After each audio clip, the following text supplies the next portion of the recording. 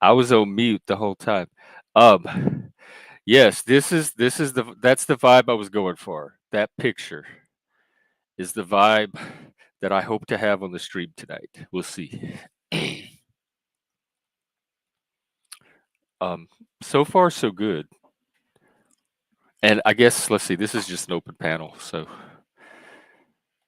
let me get that turned on. The link should be pinned. Hey, Spit Cup. I guess I guess I'd call you Jamie. Seems weird calling you Spit Cup. I love the raccoon. Welcome. Outside of that, I had a really good talk today with Mr. Jack Talcott, and we talked about Jesus and Satan. Like, I know for Christians, Jesus had to do the temptation in the wilderness. And then there's also the harrowing of hell, which I believe was after the crucifixion. But anyway, the confrontation with Satan, and Satan tempts him. He says, I'll give you all this land, all this kingdom. If I was Jesus, I would have been thinking the same thing. Like, dude, my dad is God. I can have any of these kingdoms anytime I want it. I don't need you to give them to me. But Jesus kept his grace and his poise and all of that, and said no, thank you. And he confronted his darkness, his temptation, whatever that is.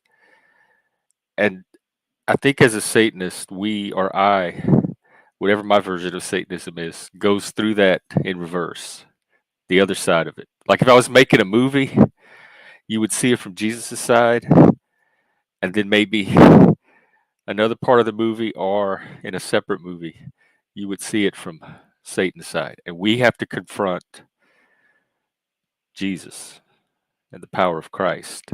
And behind that is the power of God, which I don't know if it's Yahweh from the Old Testament or a different God. From what I can figure out in the Christian mythos, and remember, there were aspects of the pagan gods, the Greek gods, that got absorbed into the Christian figures, but there's Yahweh from the Old Testament, and that's pretty much the divine figure or mythological figure that dominates the Old Testament. And then you have in Christianity, you have Jesus of Nazareth, the historical figure who may or may not have existed. We have little evidence for, but probably some person roughly bearing that identity existed. Um, but then, more importantly, you have Jesus, the Christ, Christ as a God, as a mythological being. That's the one that I'm most interested in, and that's the one I've been talking to since I was a kid. And then you have this Holy Spirit, which is kind of in the background, but I know shows up in the New Testament in places.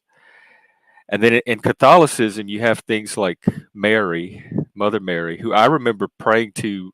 If I wasn't talking to Jesus as a kid, I have to revise that because I said Jesus is the only deity I ever remember talking to. There were prayers to Mary. There were specific times when you would talk to Mary, and I don't know how much I talked to her generally, like I would talk to Jesus, but there were definitely specific prayers. And when you said the rosary, there were the Hail Marys. There were songs to her. There were novenas you could say to her for specific things. So she was a figure too that I would talk to, but I didn't have the same relationship with her that I had with Jesus. Jesus was more intimate. Um, Mary was more maternal, I guess. And then you have Satan, and you have like minor figures like the saints, the angels, the demons, etc. So near as I could figure, those are your main players in the Christian mythology.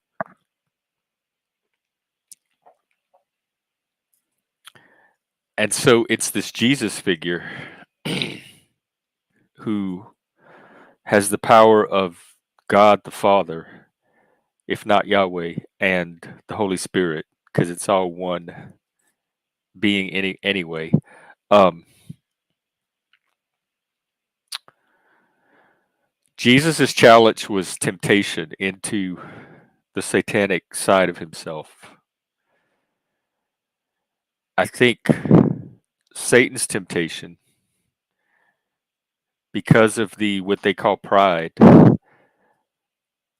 what Samuel Taylor Coleridge calls a sense of injured merit, a sense of entitlement, or a sense of himself as being equal with God,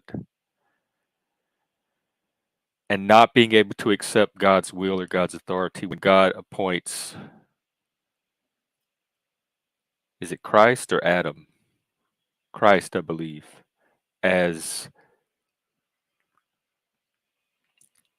his son or like the heir to his creation. And also, in a way, humans as the next wave of being beyond the angels. So Satan had some issues accepting all of that. And so he chooses to go with his own reality over what God wants the reality to be for him. So I think Satan's challenge is authority and submission. And it's more Christ's challenge, really, or God's. Is their authority great enough to compel Satan to submit to it? Or does it have to be voluntary? And is it powerful enough to inspire Satan to submit to it, whatever? But I think that's the challenge. And for me personally, that starts tying into all the daddy issues and the BDSM stuff. So my Christianity actually, as is appropriate for a Satanist, goes into some pretty dark territory for a Christian religion. For me personally, it maps onto some of the places that I expected the Satanism to be more of a template and a context for, and it is. But it surprises me how much Christianity is also that, and in some ways even more that. So anyway, that's what kind of we talked about. Well, not really.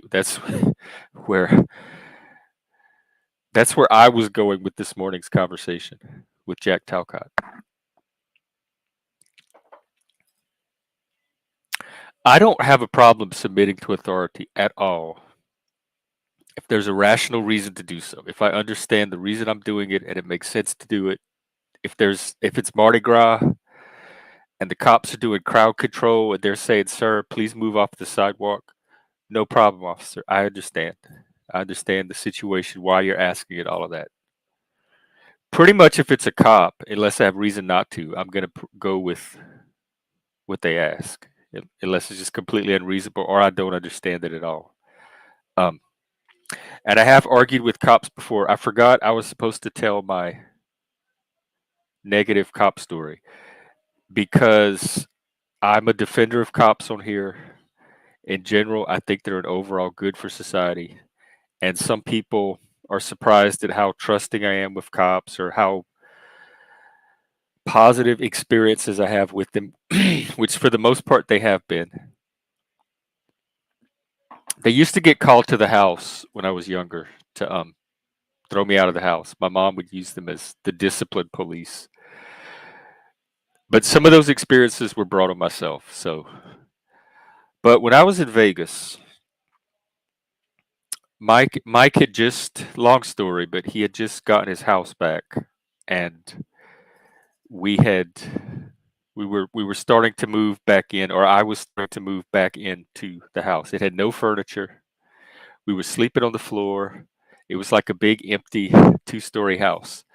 And I had a friend who was gay and crazy, mental health, substance use, alcohol, you name it, he had it.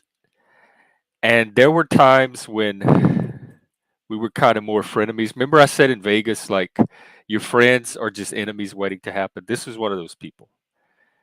And so we were going through one of those little bouts of enemyship. And I had just moved from Louisiana the second time to come to be with Mike and help him get the house back and all that stuff. We had gone out to the bars that night, and it was a normal night at the bars. We did some drinking. We got back home. I think I was with some friends or some roommates. There were other people involved. It wasn't just me and Mike.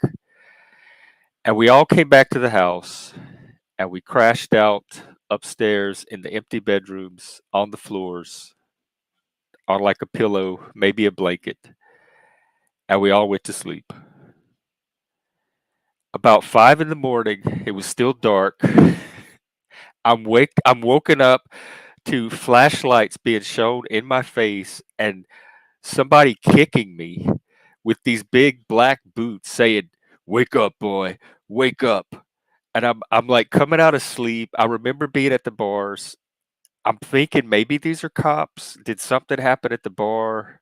Did something happen on the way home? And I'm like, "What? What?" And he's shining a light in my face. There's two cops in the bedroom in the dark. They didn't turn on the light, and they pulled out flashlights and they start shining them all over my face, trying and kicking me to wake me up. It was a welfare check, y'all. They said, are you Jeff so and so?" I said, "Yeah." They said, "You need to call your mom. Um, she's worried about you. She sent us over here to do a welfare check." And I'm like, "What? She could have just called me." I'm like, "Okay, I'll take care of it." I'm waking up. They make sure everything's okay. They leave the bedroom. Mike is deaf, my partner. He had a cochlear implant in one ear, so he had like a small percentage of hearing, like simulated hearing in that ear, no hearing in the other ear. He read lips.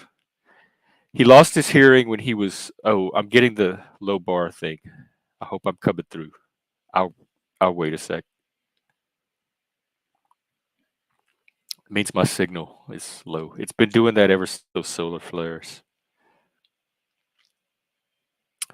I hope I'm coming in. Let me check Windows. Okay, I think I'm back. Um, so yeah, Mike was deaf and he lost his hearing when he was 5, so he had some speech and some hearing. So he kind of had a little bit of a deaf accent when you talk to him. And the cops were I went downstairs and the cops were downstairs. There were like two cops. They said like 5 or 6 cops at 5 in the morning for a welfare check. And it turns out this crazy friend had called my mom in Louisiana like at midnight and left a message on her answering machine saying that her faggot son had died of AIDS, which is a good thing because now he won't be spreading it to everybody else. That's the message she woke up to on her answering machine from this crazy guy. And so she called the Vegas cops to tell them and to come out to the house and see if I was okay. That's how the welfare check happened. So I go downstairs and they are like very interested in Mike for some reason, who barely knows what's going on himself. And they are grilling him. They are shining flashlights into his eyes. They're saying, "Are you on drugs? What's wrong with you? You're on something." And I come downstairs and I'm like, "Oh yeah, officer, he's deaf. It's fine. He doesn't know what's going on." And they're like, "No, it's something more here. What's wrong with him? Is he mentally ill? Is he on drugs?" And I'm thinking, "Oh my God, this y'all are some dummies. This is awkward."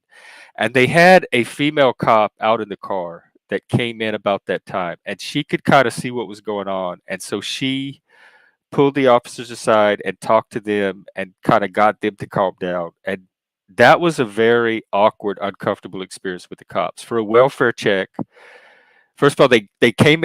Mike ended up letting them in the house because get this, he happened to wake up minutes before they were like outside. He happened to put his cochlear implant on, and he happened to hear them banging on the door from upstairs with his cochlear implant. Just coincidence. If he had not done that, they were ready to break the door down. I thought all of that was unnecessary, uncalled for. And then the way they treated Mike in the process really turned me off. Like, that was a negative experience with cops. And I have to give, I don't know if it was because she's a woman, but this lady cop that came in and saved the day, that was able to tune in to the actual situation and communicate it to these male cops, I have to give her credit. So that is my not all cops are these saints and saviors that I make them out to be. But I do think that they are a net positive for society. My experiences with cops have 90% for the most part been pleasant, civil, cooperative, and deserved. I've rarely been harassed by a cop for something I did not do or did not draw attention to myself in some kind of way. Now, I did have that one. I've told this story before where I went to we were having our drunk hotel parties as teenagers, and it was a drunk hotel party, so that's what I got. And I was out in the parking lot screaming, and this cop got called, and he was in my face yelling at me, and he kicked me out of the hotel. And I ended up calling a friend randomly that somehow knew the cop, and I got back into the hotel. But 2 weeks later, he showed up in the news for pulling his gun on somebody in a bar fight, and he was off duty, but he had his gun with him, and he pulled it and he got taken off the force. So I had to run it with that cop, but at the time I didn't know that he was that cop.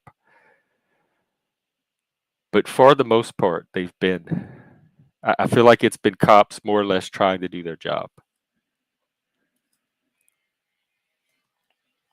Yeah, I heard something about the police immunity thing. I'm not sure how I feel about that, and I would have to know more details. That is one of those gray areas where they would I would be concerned if any president tried it, because I'm all about keeping the government in the hands of the people and keeping as many accountability measures as possible in the hands of the people. So I would have to hear some very good reasons why they needed this immunity. Denizen sent you.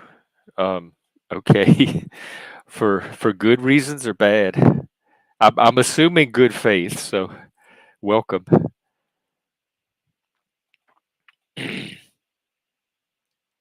Oh wow. All right, I'm gonna post this comment, but trigger warning, I guess.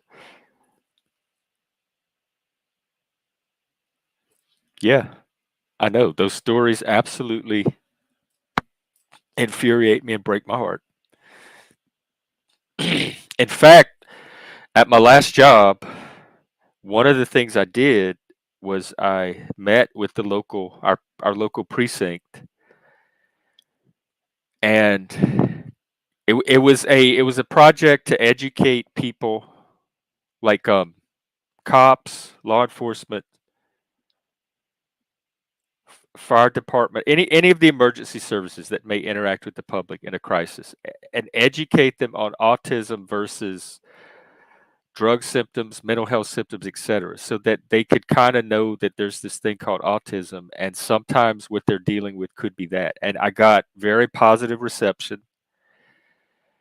They bumped it to their superiors that approved what it was going to do. We're going to do a series of trainings for the cop. We were going to like partner with the cops to do a series of trainings on this topic so that the cops in our community, when they went out, would understand that there's this thing called autism. And as part of that, that's when I made that little card that I still carry with me to this day. That I could show to a cop or anybody I need to. I end up using it in doctors' offices a lot for some reason with receptionists. Um, I'm autistic. I have PTSD. If there's communication breakdowns, please be aware. Blah blah blah. And I'm glad I made it because I've had to use it more than once. All of that came out of this partnership with the cops, and for whatever reason, it didn't end up happening. But we did stay in touch by email, and they were very warm to the idea. So I have to say, my attempt to educate cops about this, just that one department on the grassroots level, was very positive. I have to say, I think cops are open to learning. I think that would be good for anybody. I would like to see two things from Sesame Street or whatever the new version of it is, TikTok. A basic mental health literacy 101. What is good mental health? When to reach out, who to reach out to, how to find a good therapist, like consumer education. What does good therapy look like? How to shop around to find the right therapist, etc. And the second thing is like autism 101 for what neurodivergence is, what theory of mind, double empathy is, what could look like something else that is scary to be worried about with autistic people is not always that thing, even though it could look scary. So learning those subtle differences, etc. I think those two things, if Sesame Street, I will help them, can package up something like that, or Schoolhouse Rock.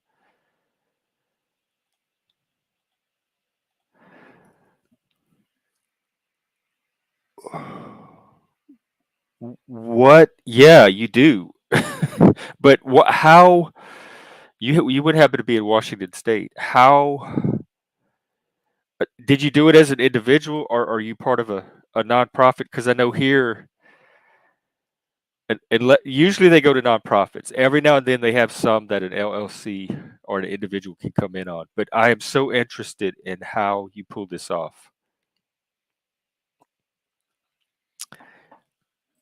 I would like to get something like that for here. If I could get even just a little bit of funding, like even a small grant. And somebody did tell me about the Washington State has a Department of Minority Business Owners to help minority businesses be successful, and sometimes they have programs or small grants, and God knows how many minorities I am, especially up here. Just being white and male up here makes me a minority. Or I guess I should say Southern and male. There's plenty of white up here. How many teachers did it let you hire, and for how long? Yeah, that was the problem. That's why I was so successful as a substitute, because I was willing to take all the special ed jobs that nobody else wanted to take, and I was good at it.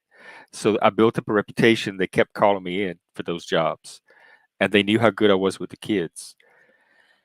And I didn't know about my own neurodivergence at the time. I just knew I, more than half of these kids were gifted. I did, like, they were so bright if you just understood them in the right way and knew how to teach them in the right way. And I had to learn from each kid how they needed to be taught. I had to individualize my teaching to each kid, and they had to teach me how to teach them. And that's the way I learned too. If you're gonna try to teach me, you better learn how to teach me, and don't just make come in and make assumptions. And that's what a lot of teachers could not do. They wanted a template or a one size fits all, because for mainstream you can more or less get away with that. The class is middle of the curve enough. But with special ed, you really have to individuate. You have to pay attention to each kid's learning needs, their IEP, what their specific challenges are, but also what their areas of strengths are. What you can build on strength wise to help overcome the areas of weakness. Oh wow! Just as a parent, now look at this empowerment right here. I want y'all to see this. For those that are black pilled on the system, look at what Daniel Price pulled off. Just as a parent.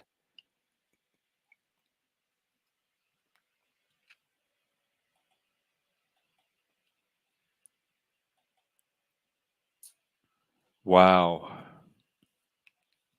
Well, my antlers off to you, sir.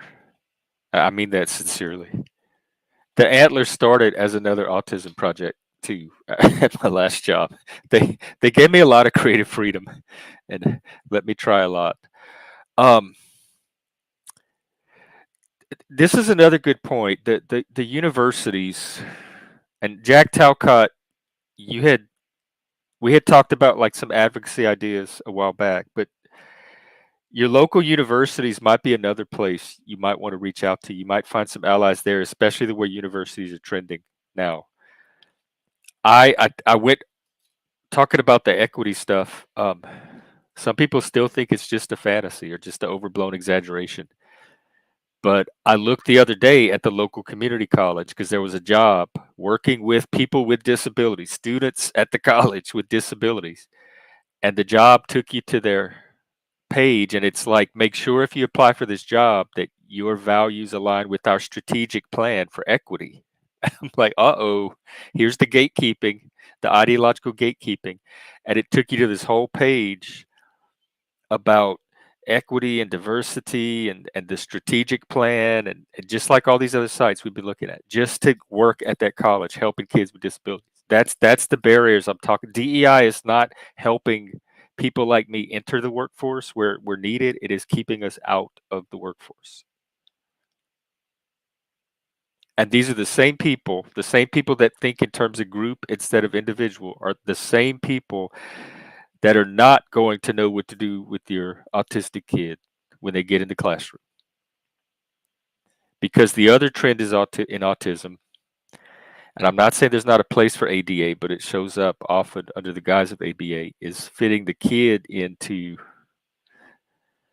the norms that other people determined for them to make themselves comfortable, not building a life around the kid's norms like everybody else gets to do.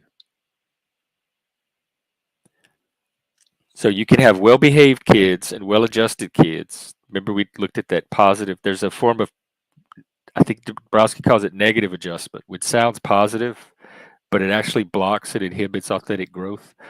Or you can have an authentic kid that gets to be himself, and to me, a lot happier kid. Now, some of the well-adjusted kids may be happy. That may be a form of happiness. So I'm not saying it's not a valid path. I just can't imagine wanting to be anything but my authentic self, unless you're like a sociopathic, like predator or something. Then yes, please mask and don't fully be yourself. I think not everybody needs to completely be themselves all the time. What is the self anyway? That's what this whole Jesus quest is about. Because this enigmatic, elusive Jesus character is also the enigmatic, elusive self, or is a parallel or an analogy to. So maybe the search for Jesus can tell us something about the search for the self, which also is very satanic. What does skin color diversity do for people, though? I would rather it be, first of all, we already knew how to do authentic diversity. I don't know why it got shifted to superficial qualities. We were doing it just fine. Inclusion's fine, yes. Equality is fine, sure. Yeah, I agree. I agree. And I'm glad the Supremes made the ruling they did on affirmative action. I keep telling myself, maybe this is just cope, that if she does end up winning, that at least there's the Supreme Court.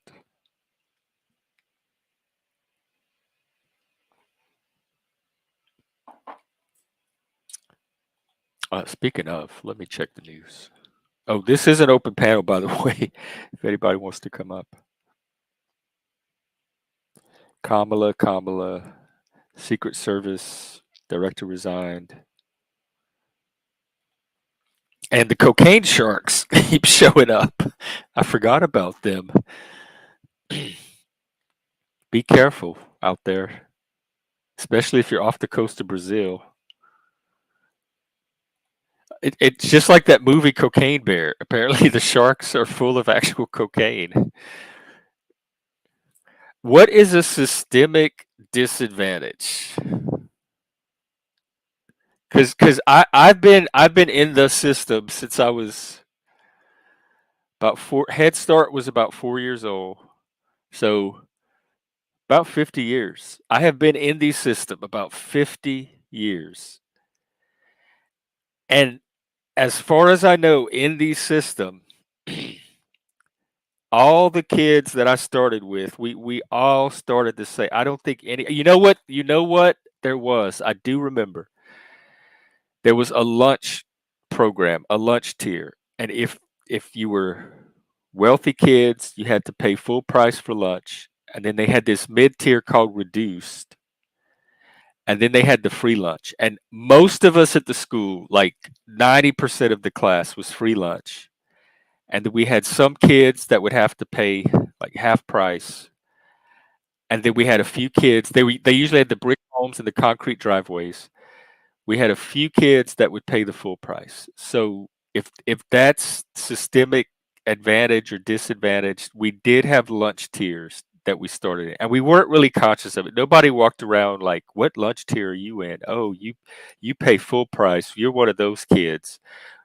It was just a background fact we were conscious of, and every year you had to fill out a form, and your parents had to sign it and turn it in, and they determined by your parents' income what tier you got put in. And most people in Louisiana, it seemed like most people were on the free lunch program. And then when we moved to this other town and we had my stepdad's income, we got bumped up to the reduced tier. So we had to take, it was 40 cents a day for lunch. So you could either pay it ahead of time, your parents could like write a check each month or something, or you could take a quarter and 2 dimes to school. No, a quarter, a nickel, and a dime to school every day to pay for your lunch. And that's what I would do. So I'd make sure I'd have my coins to pay for lunch every day because we were on the reduced program and we had to pay. So if that's like systemic advantage or disadvantage, I need to know more. And then I don't know if you call this. It sounds more like an advantage. I was identified as gifted in first grade, and I was put in these special programs where I got extra. They called it enrichment.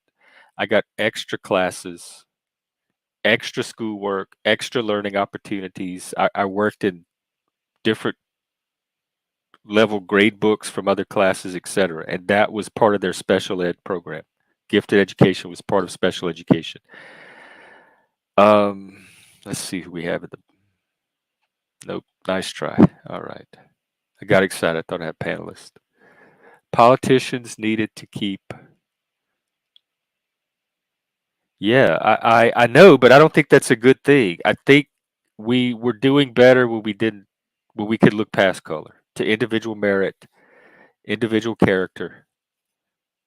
And adults could make those decisions for themselves. They didn't need a bureaucracy to intervene and policing how they have relationships with people of different colors. I have heard that, not loss, about the Canadian and the First Nations. Oh, wow. So that's kind of like a form of reparations.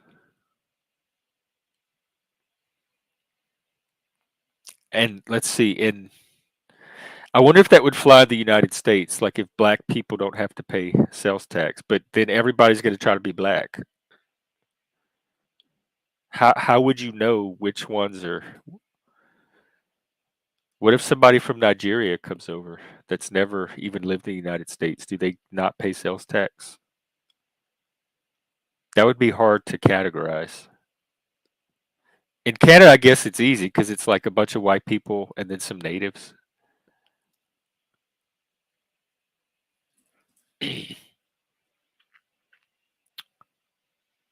Right, but the natives always like all of them got fucked because there was too much of a power differential. It was almost two levels of civilization in conflict. So they were never going to stand a chance.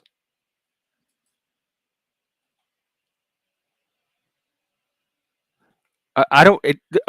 Abuse is individual, and healing is individual. I don't know what this family stuff is. What is? Nobody's dealing with slavery at this. When I was, let me tell you this story. When I was like in, I think fourth or fifth grade, they called us to the gym for an assembly, and they sat us on the bleachers, and in the middle of the gym, like in the basketball court, and it was kind of a small gym. It was a small school. In this little chair. was this old black man. He had like white grizzled beard. He was really old. It turns out that he was alive during the Civil War, or he was a child of a slave or something, that he was that old. And this would have been in, I guess, around 1980. So if he was 100, that would put him at 1880. So this was just after the Civil War. And he was telling us his memories from just as a kid in the aftermath. And he was fine. Like he was wise. I remember he was very kind and engaged. And he was one of the original generation, and he was like 100 then.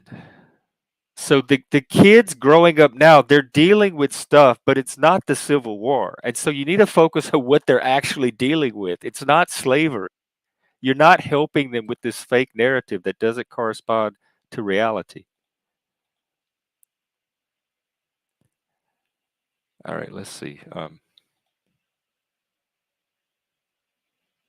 What? Oh, I missed what the lunch tickets were for.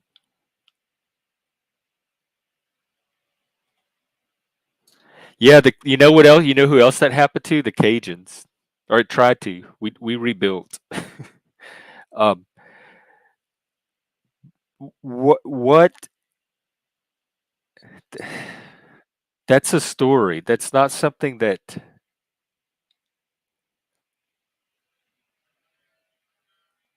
Okay, your second question. I'm gonna ignore your first one because that I don't even know what that means. Um, your second one is an excellent question because that's something that a lot of us here, even here in this community, struggle with. I think locus of control, self empowerment. I think the burden should be on us to integrate ourselves. I have not had much luck relying on neurotypicals to know how to integrate autistic people, on straight people knowing how to integrate gay people, on Anglo-Saxon people knowing how to integrate Cajun people, etc. on down the line. Another big one is gifted people, like knowing how to integrate them. I find it much more empowering when I take the responsibility for accommodating myself and figuring out what I need to do to adjust myself, or helping them to integrate, but not in an obnoxious way. Niche building works, like finding the people you already integrate with naturally and keep building on that, uh, especially in America when there's enough diversity to do that with.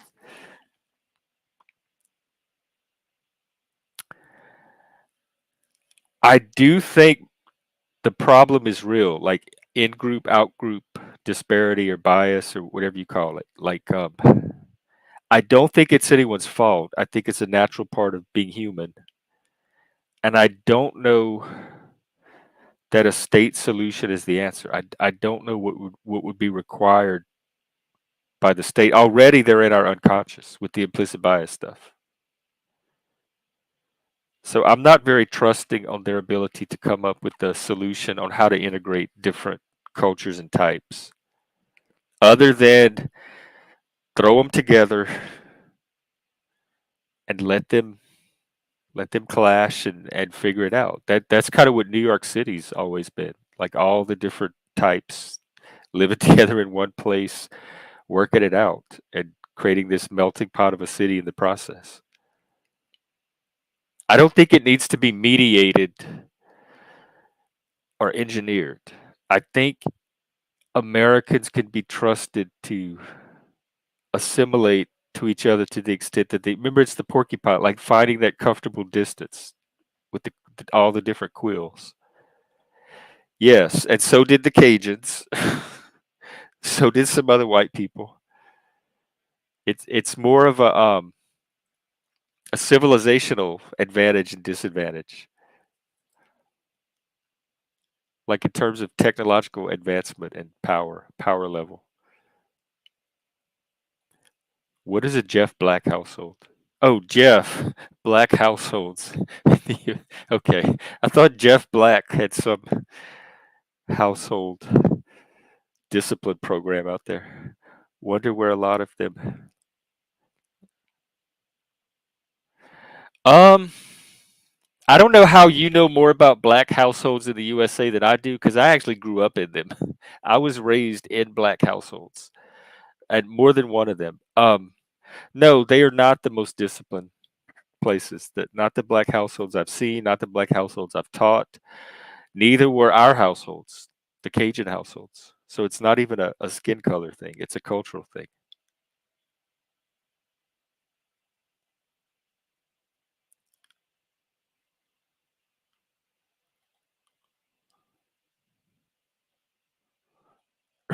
what what I just this wild view of America you have from up there in Canada.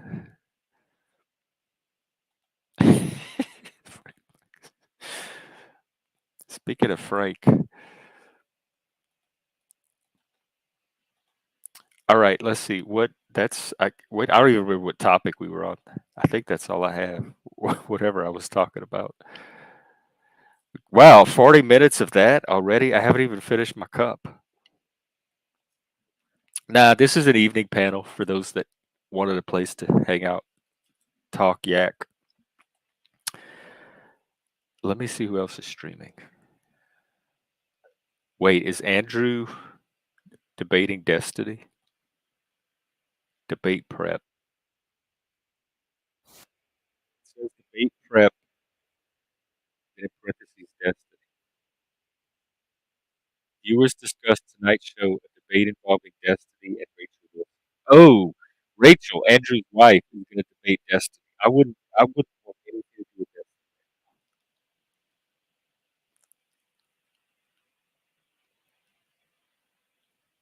Yeah, not a lot of people streaming.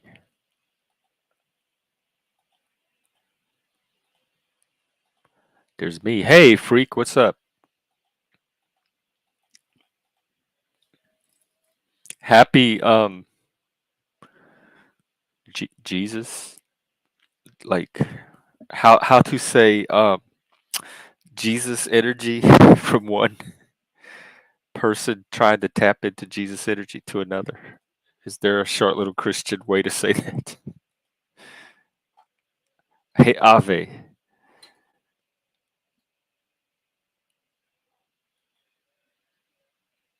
Oh, you make it like from scratch or putting a frozen pizza in the oven like I make pizza.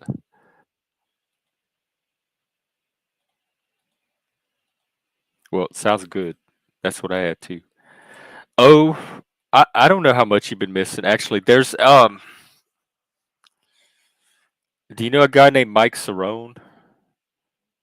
He's been showing up, and then I've never seen anything like it. It's the biggest swarm of piranhas, and they all want to come on stream and confront him. So that's the and he's some Christian guy. He wears a cross. So that's the only latest new addition that I would say. It reminds me of Twitter when I would get in fights with the feminists. Like if you say the wrong thing on a feminist thread and don't realize it, you get this swarm of feminists. Like your notifications just go off for days, and it's like hundreds of feminists just swarming your thread, telling you how awful of a person you are. This is like the StreamYard version of that. Everywhere this guy shows up, there's this swarm of hate watchers that follow him, and they all want to come up and like pit bulls and just tear a piece of him. I don't know. Me and Jack, you should watch the beginning of the stream today with Jack Talcott. We had a very interesting conversation about Satan and God, Satan and Jesus, and belief, humility, submission to authority, which might be a form of faith. And then, of course, I started getting kinky with it. Oh, you're on Mike, Mike Cerrone watch. See, this is what I'm talking about. We got one now, and he's not even here. Welcome, Proby. But I am, in fact, a freak. Today, Mike led us, or he tried to lead us. I think we all have ADHD. Um, we did a Jesus like prayer, or we invoked some Christ energy onto the panel.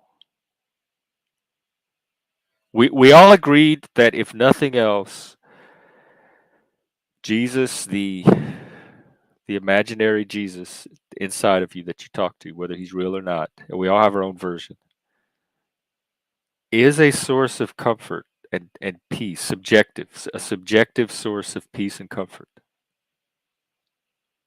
And so, if for no other reason, I think if you're a Christian, I think that's your hook. Not let me tell you about the resurrection and the afterlife and creation and all that. Nobody in the modern age believes that. We don't. That doesn't resonate with us. But peace, especially in these chaotic times, that's your hook. Let me tell you about this way to find inner peace. It's this person called Jesus. He might be real, he might not be. That's not what's important. If you want to know more about him, there's entire books of the Bible. But let me tell you about my experience with him and peace. And then you could like show him. You could like talk to Jesus, show them the peace that comes over you. You could offer to like, do you want to try it? Do you want to just in Jesus's name try to find some peace? That I think you might get some response to. And you're welcome from Satan. Sometimes he knows what he's talking about. And I know people think he lies, but give him a try. Maybe this is the temptation. Oh, yeah, and another thing we talked about, freak, is well, he's I assume everybody on here is a content creating clout chaser. And the other thing is remember how Jesus went out and had to confront Satan, like he had his confrontation in the desert? Um, I realize that Satanists go through a version of that too, but we have to confront Christ. And Christ had to see if Satan's power was greater than his. Could Satan tempt him away from his path or his values? And what Satanists have to see, because we're so anti-authoritarian, is if we have the ability to submit to the power of Christ or God the Father, either voluntarily or through compulsion. Like, is their force greater than our ability to remain defiant and independent? And so that's the confrontation. Like, my Satanism is running through Jesus and taking me through some very interesting places. So I'm either going to subvert Christianity to my purposes, or it's going to end up getting me to submit in humility to its superior vision. And we're at that crossroads. We're at that encounter. It's the encounter in the desert, but through Satan's eyes. Oh Lord, y'all, don't bring all that drama trash here. He's not even here. I'm sitting here talking about Jesus, and y'all want to trash it up with this Mike Cerrone drama. Talking about eating boogers on camera. That's not appropriate talk for the Lord, I don't think. Let's have a Jesus moment right now and try to bring some peace. Jesus, in your name, if you're real, even if you're not, you seem to work. So please work right now and bring some calm, peaceful, loving energy to this satanic space. Thank you. And in Jesus' name, amen. And Christ is King, and hail Satan. Hallelujah. How was that? I feel grounded. See, just like that. Tell him a Satanist taught you how to convert you Christians. In fact, I should put my cash app. I feel like I made a contribution today. It is Gen X Jeff 2. And if you don't put the 2, it's going to go to some other weird person with antlers. Jesus, yeah, he had doubts about his own identity. And in fact, what I'm learning about the Gospel of Mark, because there's different Jesuses in different Gospels. The Gospel of John is much different than the other three. And in that gospel, Jesus is much more certain of himself, his message, his vision. In Mark, he's very unsure of himself. He seems to be having identity crises. He's constantly asking people who he is, or what are people saying he is. He has the ability to see demons in other people, and they can see him, like they see each other. Mark is such a wild gospel.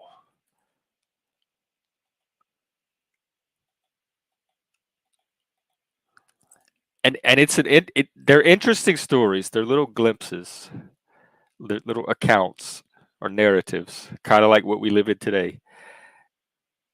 But through them all, you get a glimpse of this at least literary character, if not psychological archetype, egregore, actual deity, etc., etc. It really, like, Walt Whitman is the closest analog I could come to it, where Whitman is just everything to everybody. Everybody, he's so large. Like he said, he contains multitudes. He's so large of a figure. And I'm talking about the Whitman that he creates through his poetry, like the American Jesus. Jesus is so large of a figure that you can bring anyone, and anyone can bring any and all of who they are to him, and he can somehow encompass and reflect that. So every, like, finding Jesus is a way to finding your own self, but perhaps in a positive way.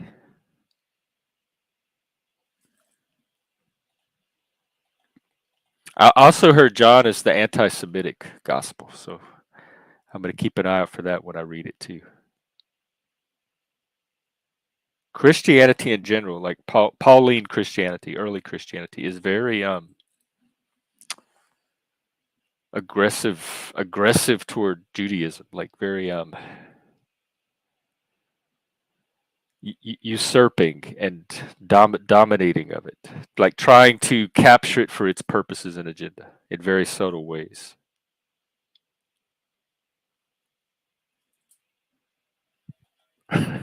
Well, I I try my best. we we try to make the magic happen here. Still trying to learn to summon incubi. Um, I'm still open to a pact with demons. If whatever little soul I have left to sell is up for grabs, and I'm also open to the power of Christ.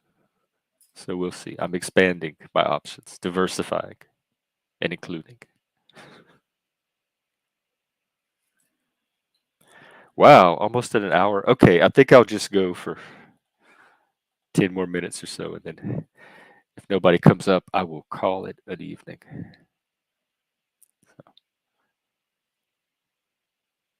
But yeah, good to see you, Freak. And Daniel, sir. I would love to know more about that grant thing and how, like, what the possibilities are for ordinary spurgs like us to pull something like that off, especially with AI. Nowadays, I bet we could get AI help to put the grant together.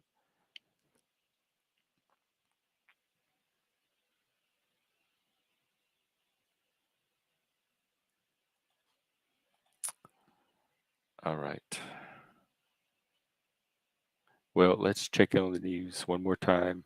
Oh, I think I had some tweets.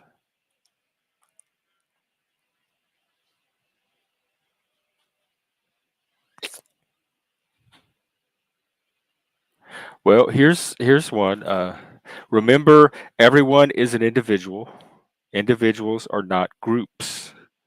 Blaming and hating random individuals for something someone else who looks similar to them did is exactly racism. That's another argument for this stuck in slavery times um, line of thinking, not laws. They're not the same, and just because they're the same, a friend of mine asked me this once about my own history, the Cajun history, and like why onto that, or why do we define ourselves by that? Why do I, just because that's what my ancestors went through, why do I think it's important to me today? And I would give several answers. Part of it, I think my siblings' generation of kids, I don't think it's as important. I think they're more assimilated than we were. We grew up in the thick of Cajun country, so it was all around. Like the actual culture was still alive around us. Um,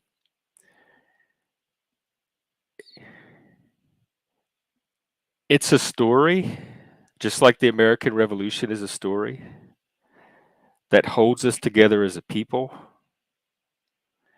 It's background. It gives background context for a lot of our cultural differences from the rest of America, et cetera. So it's very important and useful information to know in the background.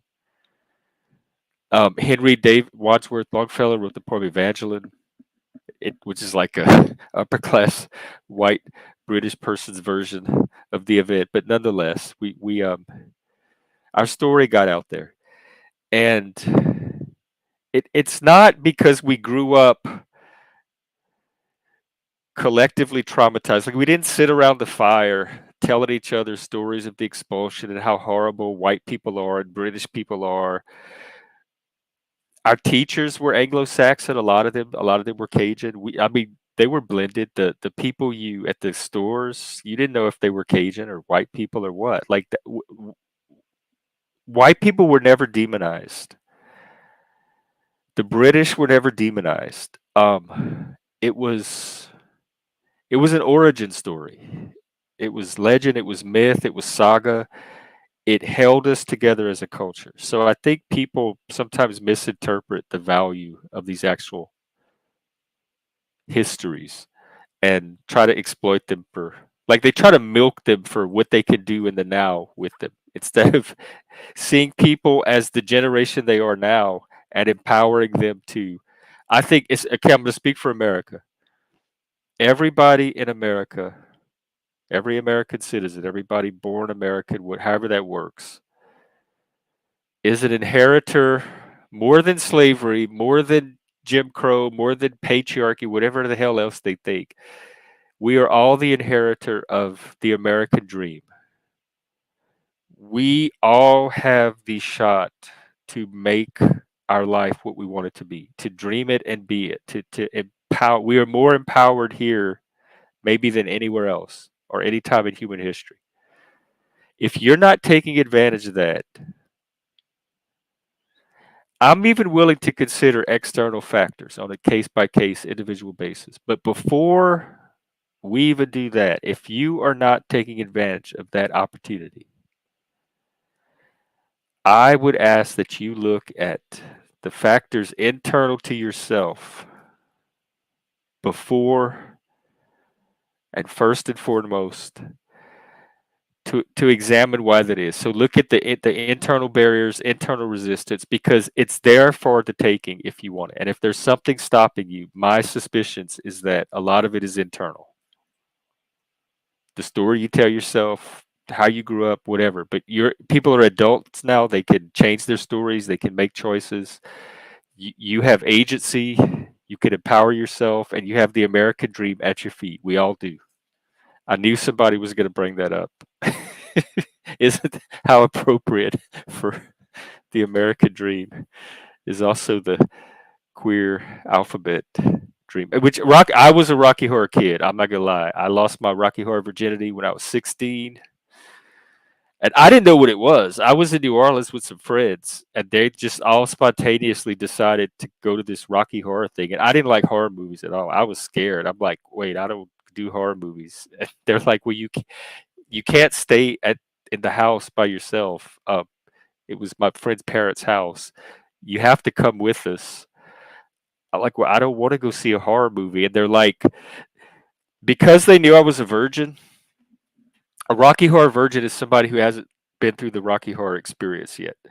They didn't want to give it away or tell me anything about it, but they at the same time wanted to, like, assuage me enough that it wasn't going to be too scary. So, which made it even more scary because I knew there were things that to expect, but they weren't telling me what it was. And the people were weird. I think that's the first time I was around actual goths and like that kind of freakiness. Um, I was with my friends, so I trusted them, and they always knew how to make everything fun. So I'm like, even if it's scary, they're gonna at least know how to make it fun, so we could at least clown together. And um, oh, hang on. Okay, I'll read comments in a second. So the movie starts. I didn't know what to expect. I was ready to be scared and like crit, like hide my eyes and all that stuff. And it starts, and they get to the part where, well, they throw rice at the wedding, and I'm like, oh my god, wow, this is so cool. This is like interactive movie. Well, I had never seen anything like. And then they spray you with the water during the. She has the newspaper and the Frankenstein plays song and all that. Um, and the time warp, and you got to get up and dance, and it was interactive, and I had the time of my life. Oh my god, I was a Rocky Horror freak after that. It truly was initiatory. There weren't a lot of initiatory experiences that teenagers my age got in the small towns that I grew up in. So something like Rocky Horror was really initiatory, and I had the soundtrack. We would do the time warp and all the dances. And then a few years later, it came out on VHS for the first time, and it was a collector's item, and everybody was trying to get their hands on an actual copy of it. And I managed to get a copy from the video store that they had, like one of their demo copies, and they sold it to me. And I was so proud. I was like one of the few people that got the VHS. It was a cultural. It brought so many people together culturally. It was a cultural bonding event. Again, a story, a movie that holds a subculture together. All right, let me catch up on comments. Oh, Talcott's. I need to watch it. He streamed he streamed our thing to his channel today, and then when mine ended, he went live. But I was taking my break then, so I'm gonna have to go back and catch it up. Tyler and Project Mayhem. What is? I don't even know what that is.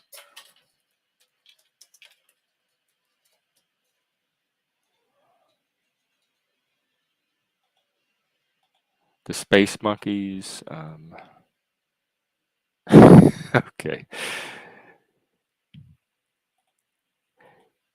Well, it kind of has always been a myth because it's an ideal, but it's one that's in reach, like for people that want to put in the work to get to it. And so it's a very either powerful myth or enticing myth or something more than just myth. Like, what do you call a myth that consistently manifests in reality for people over and over? Is that completely myth? Like the power of Jesus. Stop telling me I can't. Frank, I'm so over touching your butt. I don't care if I ever get to touch it again. Yes, have a good night. You too. All right. I actually haven't seen Jesus Christ Superstar, but we used to when we the soundtrack, especially the overture. We were on LSD. That was one of our favorite songs to trip to. It's wild. If you, well, you be the judge.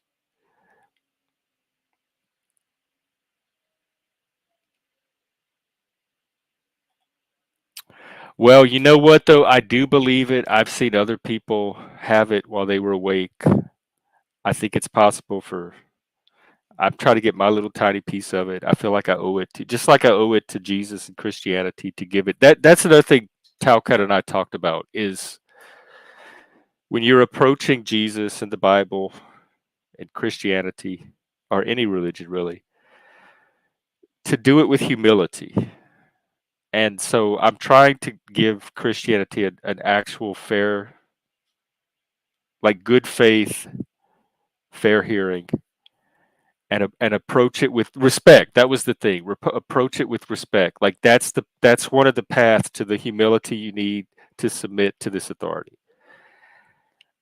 And so just like I'm approaching Christianity with that kind of respect, I do that with the American dream because I still I still believe in its possibility for a lot of people. And because of that I do have this admiration. And we take it for granted because we have it. If you were ever in a place or a time when you suddenly didn't have it anymore, you would be freaking out and you would know exactly what the American dream is and why it's important and why it's called that. It would so the light bulb would go off that fast in your head and you would be like, please get me back to America, 20th century or 21st century, whatever, so I can have that American dream back. So if and no one can define your American dream. So it's not like I could tell you you can take it or leave it because you're already doing your own American dream anyway. Just keep doing it, whatever it is. It may not be my version of the dream, but the fact that you could just be free to self actualize anything at all. I mean, it's an opportunity. Use it, and if you're not, it's either choice, resistance. Maybe you don't know how. I don't know, but like internal factors. Yeah, I know I don't know if you were here earlier, Freak. Daniel told us about a grant that he was able to get as a parent, just as a parent for his school to hire extra teachers for their autism program, and he got it. And that was an amazing story of making the system work for you. And so I wonder if some of it's just know how, like knowing how to connect people with the right opportunities and right resources. That some of it is out there. But yeah, I agree. I'm struggling. I'm struggling more now than I probably ever have in my life. Part of it is because I started that business, so I took a big risk doing that. So again, that's a choice and a decision I took on. And but you're right. I've been ever since COVID. I've struggled more now than I ever have before. The prices have been higher than they ever have, et cetera, et cetera. But I still think the opportunity's out there. Like the difficulty level might have gone up by one or two notches, but they're not going to take the dream away from me.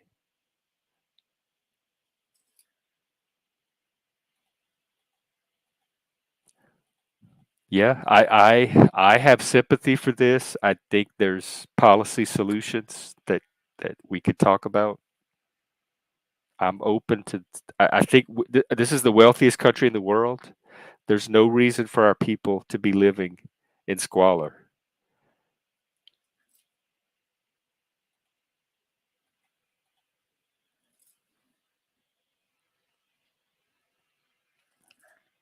Well, I'll leave you with those. I don't know if this is hopeful or pessimistic.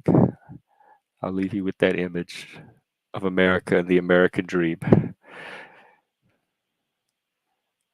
I don't. If it's treading water, I hope it watches out for the cocaine sharks.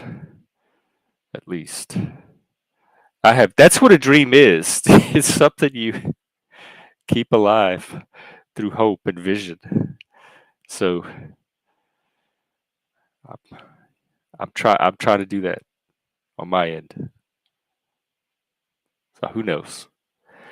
All right. I guess that's it for tonight. I will. I'm gonna go watch Talcott actually, and I will be here tomorrow. Let's see. I'm not. I'm worried. I don't. People keep telling me not to worry. There's no way she's gonna win, but I'm more worried about her than I was about Biden. I don't know. We're in for a ride. It's either gonna be 4 more years of this and worse, or we'll turn a corner into the unknown, the partially known. We've had 4 years of them before. I don't know. There's. We'll see what happens. All right. Yeah, I'll see you tomorrow, freak. Take care. All right, everybody. Cool hanging out. Oh, like, subscribe, all that stuff. Mainly subscribe if you haven't, and tell your friends. Alrighty.